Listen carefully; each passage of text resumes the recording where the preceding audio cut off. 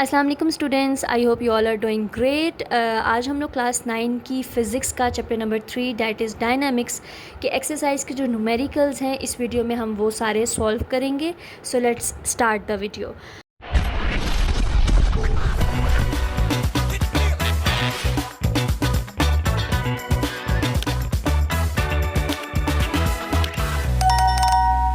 Okay, हमारे पास first numerical यहाँ सामने मैंने लिखा हुआ है, बट न्यूमेरिकल को सॉल्व करने का एक इजी ट्रिक ये है कि जैसे जैसे आप लाइन पढ़ रहे हो, एक लाइन हमने रीड की है उसका साथ साथ डाटा बनाते जाओ, देन आपको इजी होगा उसको फाइंड करना। अब हम चलते हैं अपने फर्स्ट न्यूमेरिकल की तरफ और मैं साथ साथ आपको बताती हूँ कि आपने कैसे सॉल्व करने हैं न्यूमेरिकल्स। ठीक है, पहला है a boy is holding a book. एक लड़के ने बुक को होल्ड करके रखा है, जबकि बुक का जो मैस है वो कितना है, 2 kg। अब बुक का मैस कितना है, 2 kg, तो हम यहाँ पे सबसे पहले लिखते हैं डाटा। ठीक है, यहाँ पे हमारे पास क्या गिवन है, मैस। यहाँ पे लिखो m इक्वल है कितने, 2 kg। एक हमें डाटा मिल गया। उसके बाद how much force is he apply on the book. हमने इसमें क्या फाइंड करनी है, फोर्स। अब नेक्स्ट लाइन में क्या आ रहा है, फोर्स आ रहा है, तो हम उसके आगे ही वही लिख देंगे कि हमने फोर्स फाइंड करनी है कि वो बुक को होल्ड करके उसने पकड़ा हुआ है, तो वो जिस तरीके से उसने पकड़ा उस पर कितनी ताकत लग रही है, यानी कि कितनी फोर्स लग रही है। If he move it up with acceleration, अगर उसने वो बुक ऊपर को उठाई है और उसका एक्सेलेरेशन यानी कि ए जो है वो गिवन है कितना, 3 मीटर पर सेकेंड का स्क्वायर, 3 मीटर पर सेकेंड का स्क्वायर, ये एक्सेलेरेशन गिवन है। फिर दोबारा वो कह रहा है how much should he apply total force on the book. अब हमें एक फ़ोर्स तो नहीं निकालनी, इतना तो हमें क्लियर हो गया, क्योंकि उन्होंने सेकंड लाइन में हमें बोला है कि हाउ मच फोर्स, यहाँ पे भी फोर्स निकालनी है, यहाँ पे वो बोल रहा है टोटल फोर्स कितनी निकालनी है। तो हम दो फार्मूलाज इसमें यूज़ करेंगे और दोनों फोर्स के ही होंगे, यानी कि हम फोर्स ये आप F1 ले लो, F1 भी आपने फाइंड करनी है, और F2, यानी कि आप दो टोटल निकालोगे, F1 और F2 को प्लस करोगे तो एक फ़ाइनल हमारी फ़ोर्स निकलेगी। तो ये हम ऐसे सॉल्व करते हैं। तो सबसे पहले हमें पता है, हम एक्सरसाइज चैप्टर के अंदर फोर्स का जो है वो फार्मूला जो है रीड करके आए थे। न्यूटन का जो सेकंड लॉ है उसमें फार्मूला आपके पास क्या था, F is equal to ma। एक हमने फोर्स का ये फार्मूला पढ़ा था। अब दूसरा आप देखो, यहाँ पे मैस का जिक्र हो रहा है। वेट और मैस में हमने पढ़ा था एक फोर्स का दूसरा फार्मूला, वो फार्मूला था F is equal to mg, जहाँ पे हमने ग्रेविटेशनल, जी क्या था, ग्रेविटी, ग्रेविटेशनल हमने जी का मतलब पढ़ा था और इसकी वैल्यू भी पढ़ी थी। जी देखो, अभी फार्मूले में हमारे पास डाटा में जी की वैल्यू गिवन नहीं है, बट हमने जी की वैल्यू पढ़ी थी जब हमने ग्रेविटेशनल का पढ़ा था।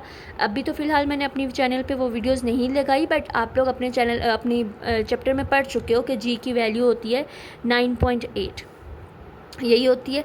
अब हम इसमें ये वैल्यू, अब ये दो फार्मूलाज़ को हम यूज़ करके अपनी F1 और F2 को फाइंड करेंगे एंड देन टोटल हमारी फ़ोर्स निकलेगी। ठीक है, आई होप ये चीज़ क्लियर हो गई हो। हमें दो फोर्सेस निकालनी थी। एक फ़ोर्स में हमने, हमारे पास जो डाटा गिवन है M और A, हमने एक फार्मूला पढ़ा था F is equal to ma, तो इसमें हम इजीली पुट कर सकते हैं। दूसरा हमने F का, क्योंकि दो फोर्सेस से एक फार्मूला यूज़ नहीं हो सकता, तो दूसरा हमने पढ़ा था F is equal to mg, और जहाँ ग्रेविटेशनल की हमने वैल्यू को पढ़ा था, रीड किया था। तो अब इन दोनों में वैल्यूज़ को पुट करते हैं और हमारा इसका आंसर आ जाएगा। अब फर्स्ट डाटा है, F निकाल रहे हैं, ये समझ लो ये F1 है, ये समझ लो ये F2 है। F1 M हमारे पास क्या है, 2, यहाँ पे 2 लिखो, ये आपस में मल्टीप्लाई हो रहा है, तो A की वैल्यू क्या है, 3, यहाँ पे 3 लिखो। 2 3 क्या होता है, 6। F1 क्या आ गया, 6। F का यूनिट क्या होता है, न्यूटन, तो आपका जो भी वैल्यू आए उसको साथ यूनिट आपने लाजमी लिखना है। ठीक है, एक और चीज़ मैं यहाँ पे बता दूँ आपको, कैसे पता चलेगा ये मैथ्स, अगर कुछ क्वेश्चंस में ना भी गिवन हो मैथ्स साथ, तो जिसके साथ kg होगा वो आपने आइडिया रखना है कि जो kg है वो आपका क्या होगा, मैथ्स होगा। F1 हमारी निकल आई है, F2 भी हम निकालते हैं। मैथ्स हमारे पास कितना गिवन है, 2, हम यहाँ पे 2 ही यूज़ करेंगे। ठीक है, ग्रेविटी की वैल्यू हमारे पास क्या है, 9.8 हम यूज़ करेंगे। ठीक है, अब हम इन दोनों को मल्टीप्लाई करवाते हैं, हमारी वैल्यू आती है 19.6 न्यूटन। F2 हमारे पास ये आ गया 19.6। अब 2 F है, हमने एक ही फोर्स बतानी है, तो टोटल फोर्स हम निकालेंगे, यहाँ पे लिख लो आप टोटल फोर्स किसके इक्वल होगी, F1 प्लस F2, जो दोनों फोर्सेस हमने निकाली हैं उनको हम ऐड करेंगे। यहाँ पे आप लिख भी सकते हो कि आप टोटल फोर्स भी निकाल रहे हो, तो दोनों को उसमें फॉर्मूला यूज़ होगा F1 प्लस F2। ये हमने पढ़ा नहीं है, बट क्योंकि सवाल में दो फोर्सेस निकालने को कहा है, दो फोर्सेस हम निकालेंगे, उन दोनों को ऐड करेंगे तो एक फोर्स निकल के आएगी, ठीक है। अब F1 का हमारा आंसर क्या था, 6 प्लस F2 का हमारा आंसर क्या है, 19.6। अब इन दोनों को प्लस करते हैं, 6 प्लस 19 प्लस 6 मैंने किया तो हमारे पास आंसर आता है 25.6। 25.6 फोर्स निकाल लिए, तो फोर्स का यूनिट क्या होता है, Newton, and this is your answer. Total force आपकी आ गई, इस पार्ट का आंसर ही बेसिकली ये है। आई होप अब आपको ये क्लियर हो गया हो। अब हम मूव करते हैं पार्ट 2, क्वेश्चन नंबर 2 न्यूमेरिकल जो है उसको रीड करते हैं, उसको सॉल्व करते हैं। ओके, ये आपके सामने सेकेंड न्यूमेरिकल है, a girl of maths 30 kg। अब हमारे पास क्या गिवन है, मैथ्स गिवन है। तो सबसे पहले आप डाटा की हेडिंग डालो, जितना आप प्यारा जितना हेडिंग के साथ लिखोगे आपको नंबर उतने ही अच्छे मिलेंगे, ठीक है।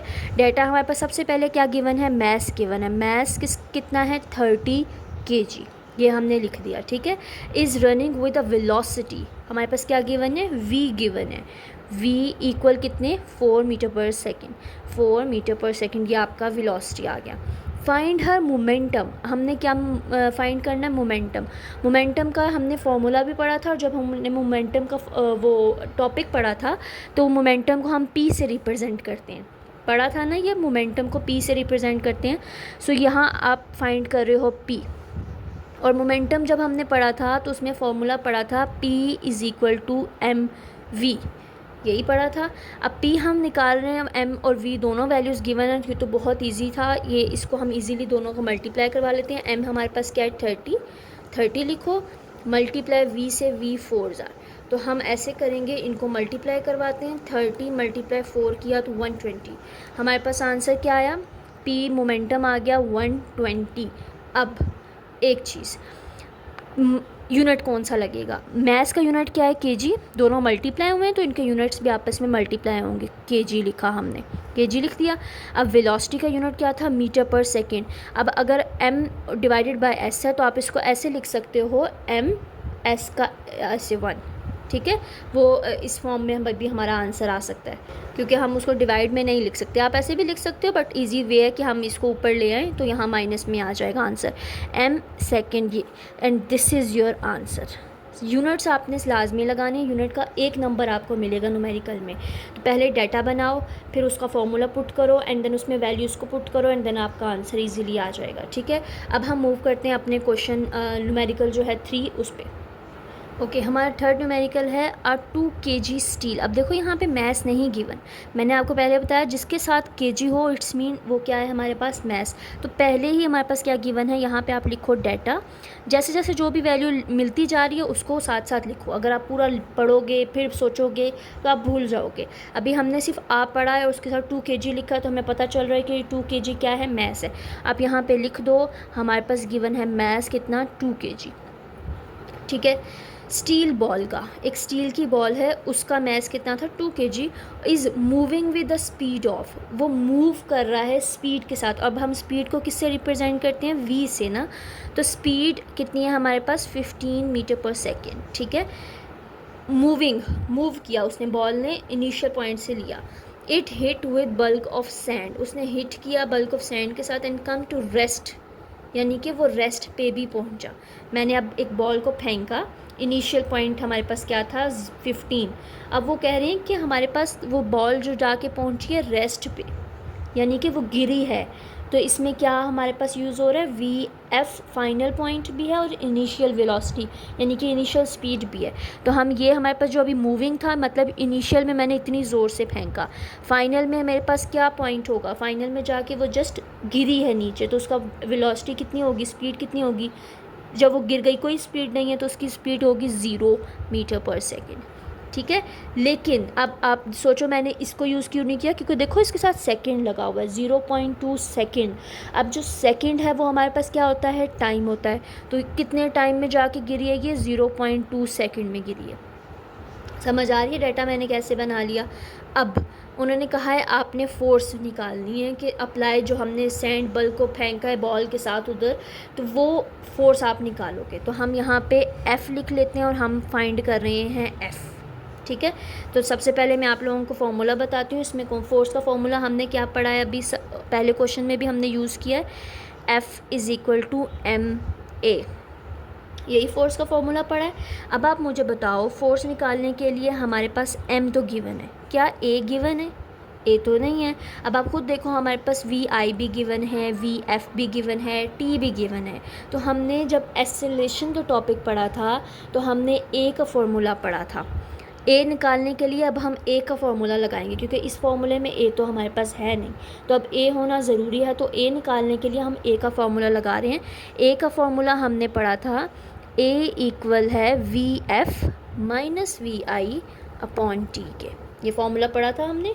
अब इसी वैल्यू में हम लोग इसमें ये वैल्यूज़ पुट करते हैं फॉर्मूले में, a निकल आएगा। जब a आएगा तो इस फॉर्मूले में हम पुट करेंगे और हमारी फ़ोर्स निकल के आएगी। ये चीज़ आपने ध्यान से देखनी है। अब आपको ये पता हो कि यहाँ पे अगर ये मूविंग आ जाए या रेस्ट आ जाए तो ये समझ लो कि ये vf और vi है। ठीक है, अब इसमें हम पुट करते हैं vf हमारे पास क्या है 0, माइनस vi हमारे पास क्या है 15, डिवाइडेड बाय t क्या है हमारे पास 0.2।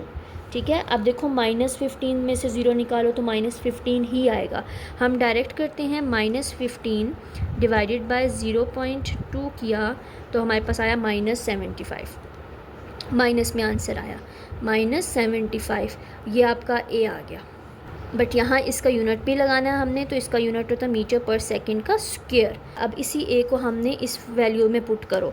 ये जो फॉर्मूला था F = ma, m हमारे पास क्या था 2 मल्टीप्लाई a की वैल्यू क्या आई है -75।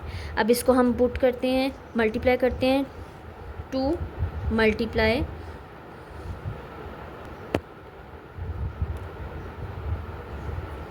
हमारे पास आंसर आया -150। फोर्स किस में होती है न्यूटन में, तो आप इसका आंसर न्यूटन में लिखोगे and this is your answer. ठीक है, आई होप आपको ये क्लियर हो गया। अब हम मूव करते हैं अपने क्वेश्चन नंबर 4 की तरफ। ओके, हमारे पास क्वेश्चन नंबर 4 है 100 gram bullet is fire from 5 kg gun. यानी कि हमने लास्ट वीडियो में law of conservation of momentum में ये फॉर्मूला पढ़ा था गन और बुलेट वाला। तो हमारे पास मैस गिवन है, केजी में मैस होता है हमारे पास, बट यहाँ पे कितना है पहला बुलेट का। अब हम आप डाटा बना रहे हैं, मैस लिखो और साथ साथ क्योंकि हम लिखेंगे तो यहाँ पे लिखो B for bullet. Mass bullet का कितना है 100 ग्राम में। मैं पहले बता चुकी हूँ मैस हमेशा किस में होता है केजी में, बट यहाँ पे किस में है ग्राम में, तो हम किस में जाएंगे केजी में जाएंगे। ग्राम से केजी में जाने के लिए हम डिवाइड करवाते हैं 1000 से, तो हमारा आंसर आता है 0.1 kg। So mass of bullet हमारे पास कितना आ गया 0.1। दूसरा मैस उसने कहा है गन, एक तो बुलेट का है मैस, दूसरा गन का मैस कितना है 5 kg। अब यहाँ पे m लिखो और उसके नीचे g लिखो, क्योंकि ये गन का मैस है कितना 5 kg, ये kg में गिवन है। ओके, ये मैस हो गया हमारा। उसके बाद muzzle velocity of the bullet is, अब क्या गिवन है वेलोसिटी। वेलोसिटी को किससे रिप्लेस करती है v से, किसकी b की, तो इसके नीचे लिखो b, वो कितनी है 20 मीटर पर सेकेंड। उसने अब दूसरा कहा है find the required velocity of the gun. अब गन की वेलोसिटी हमने निकालनी है, बी बुलेट की तो मौजूद है, vg हमने निकालना है। हमें फार्मूला पता है, जब हमने formula law of conservation of mass का पढ़ा था तो फार्मूला हमारे पास क्या था mb/vb इक्वल है mg/vg के। यह फार्मूला हमने पढ़ा था। तो इसी फार्मूले में ये वैल्यूज़ को हम पुट करते हैं। एम बी हमारे पास क्या है 0.1 मल्टीप्लाई होगा वी बी क्या है 20 से, इक्वल टू एम जी हमारे पास क्या है 5 और वी जी जो है हमने फाइंड आउट करना है। अब ये यहाँ पे मल्टीप्लाई हो रहा है क्योंकि हमने ये निकालना है, तो दूसरी तरफ जाके क्या होगा डिवाइड होगा 0.1 multiply 20 divided by 5 equal to V G. ये न्यूमेरिकल्स तब तक आपको नहीं आएंगे जब तक आप अपने चैप्टर्स को स्टडी नहीं करोगे, क्योंकि जैसे ही हमने स्टडी किया तो बच्चों को आइडिया होता है कि हमने ये फार्मूला पढ़े हैं। अगर आपने नहीं अगर स्टडी किया होता तो आपको पता ही नहीं चलेगा कि आपका ये फार्मूला आया कहाँ से।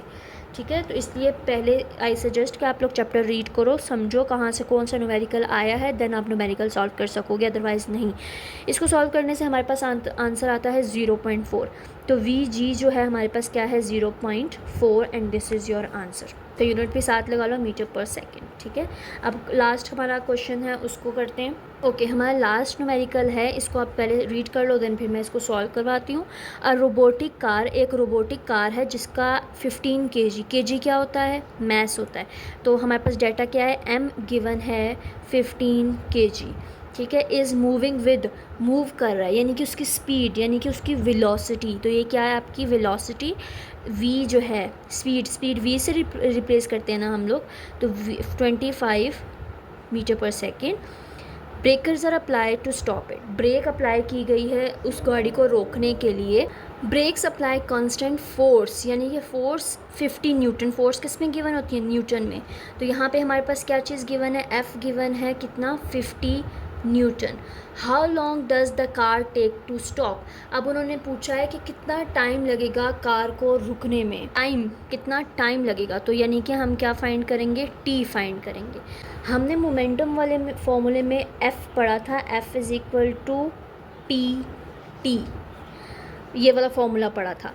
अब हमने P तो फाइंड नहीं करना, मोमेंटम तो फाइंड नहीं करना, मोमेंटम तो हमारे पास है भी नहीं।